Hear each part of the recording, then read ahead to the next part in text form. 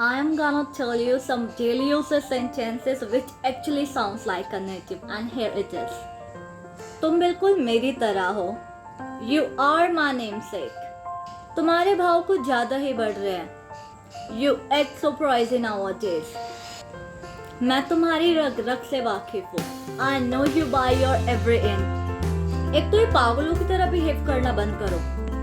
Don't act like a goofy in front of me. तुम अपना मुंह थोड़ी देर बंद रखोगे please. Can you please muzzle your mouth for the some time?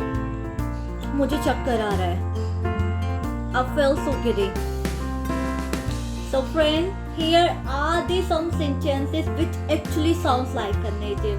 Hope you all will use them and make sure to subscribe the channel, give the thumbs up to the video and share as much you can share. Thank you so much.